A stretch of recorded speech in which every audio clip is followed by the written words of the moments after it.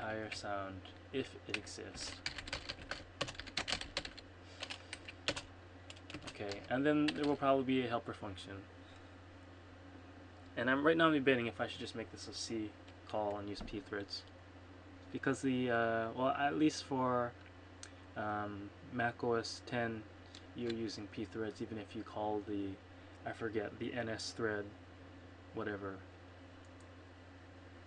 detached thread method. It actually calls the pthread underneath.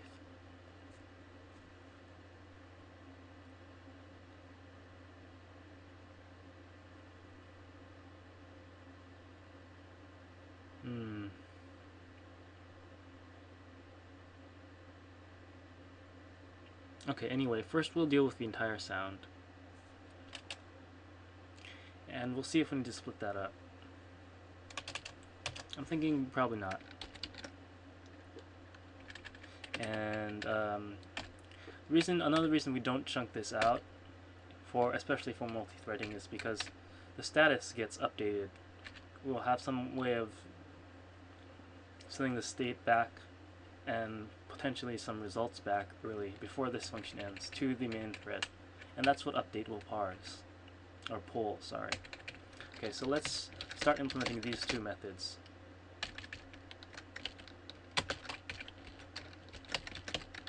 And I think that'll make it more clear, the implementation will make it more clear how we have to deal with the output. But first we need input, so let's go ahead. Add input sound.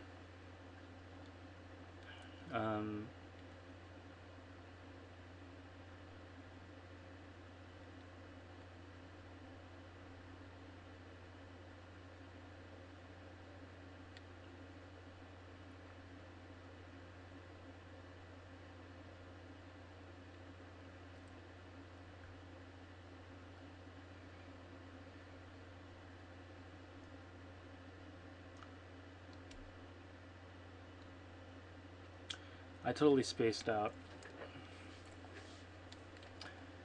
But anyway, we're going to assume that this sound is valid. I need to define or forward declare those classes up here. The way you forward declare Objective-C is like this. And I learned the hard way several years ago. When you start using the class for declarations and you come from C, you just don't put the @ sign, and that will kind of obliterate this the undefined error message and give you a whole lot of other stuff. Okay, is that the only one I need? That's all I need. Alright, great. Filter sound. But here we will need some definition, or declaration. So we import filter sound. And I should not have a semicolon there, but it probably doesn't matter.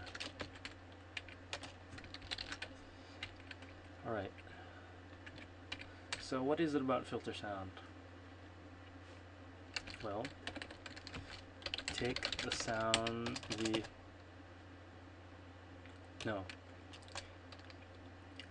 reference it and add it so it isn't deleted.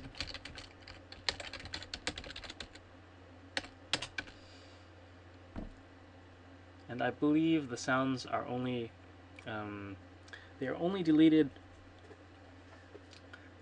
when the reference count hits 0, and that's the only time that the buffer references are also decremented. So something like this. Oh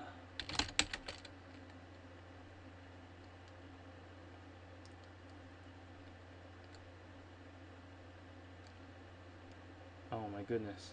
Release and what? Retain, yeah. Almost forgot.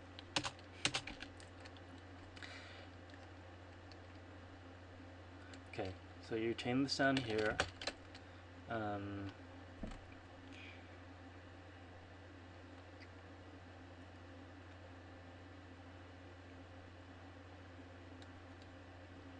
And we're going to, well, I won't say anything. But the other bit is that we do sound retain, and then we do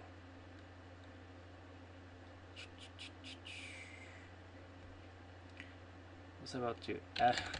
Spacing out. Add it to the queue, which is a vector. Vector dot pushback sound. Right. So this is all we need to get the sound. You know, that wasn't very hard. And we'll just make the comment. This is add an input sound. Sound to the queue. Probably called from collision event with an entity creates a sound. Yeah. Okay, so we now have something reasonable. Now we can start, let's just start to do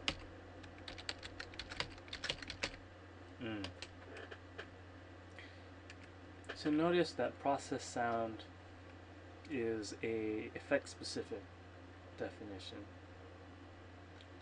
What do I mean to say that?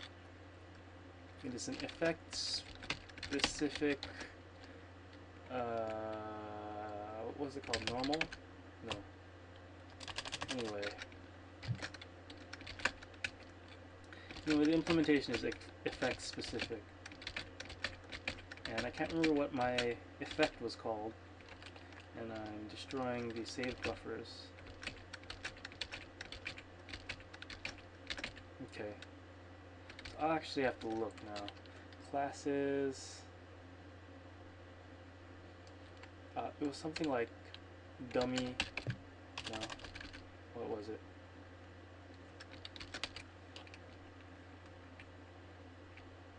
Nothing effect. Nothing effect. That's a great name.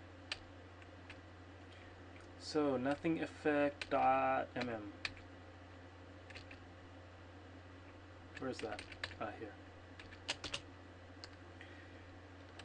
First time opening it. Okay. So in nothing effect, we're going to need this process sound.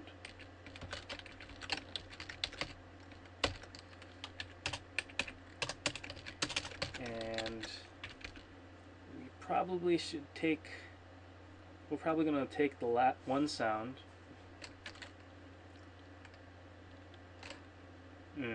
This is what we can do. If m sounds dot size,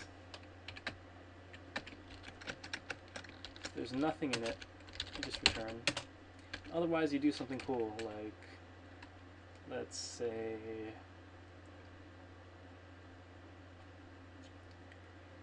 what do you want to do? Well, this sound doesn't do anything at all.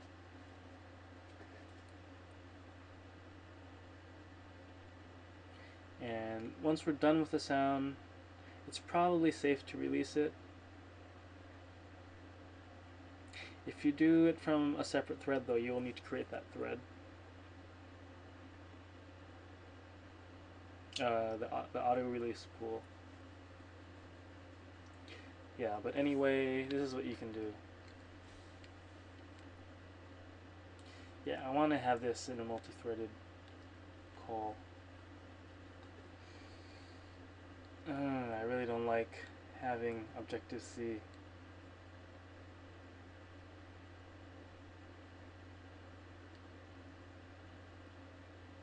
I mean, at this level it's probably not going to hurt, but it might. Especially if we need to call multiple things. Yeah, but at the sound level, absolutely not. So let's just release the object here, and that's called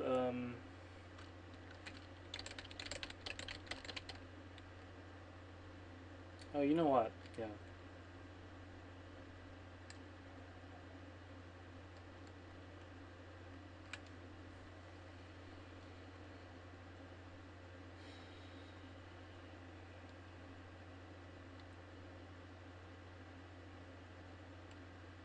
Hmm.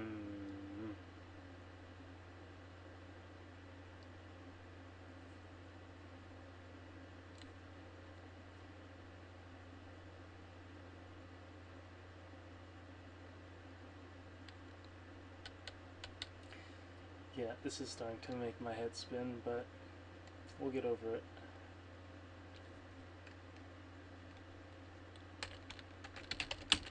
Sounds 0 use. I'm just thinking about several things right now, including how we want to incorporate the input buffer sound, and how we might want that to be created and returned as soon as possible somehow. But then we need to constantly update the internal buffer to grow it as we generate the processed sound. Yeah, but having the result a part of the result immediately, well, that means you can start using it immediately, and as long as we generate at the sample rate speed, then we're fine.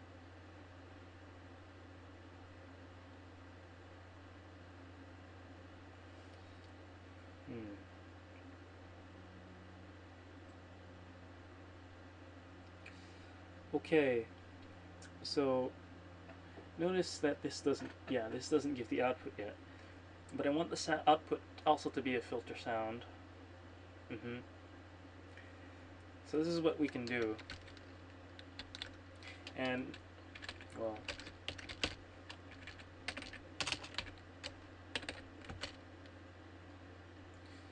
get output.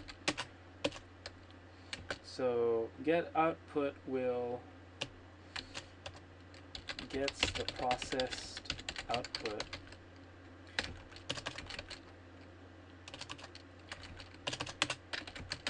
initially. The processed output will be partial and filled in as processed sound is called. So I'm gonna say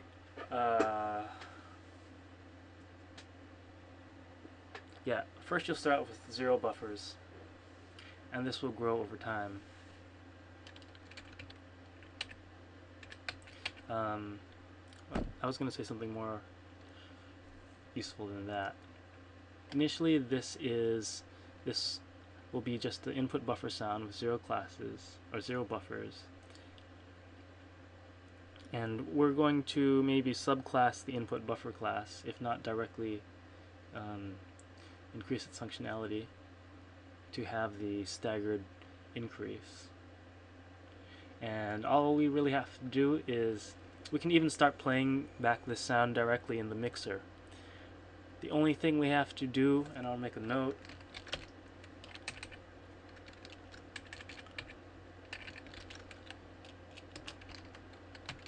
input buffer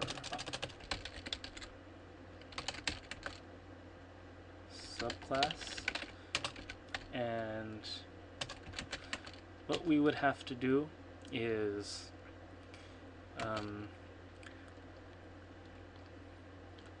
override should be deleted, should be removed call, and then we just set this to false until the object's done or it's cancelled. Yeah.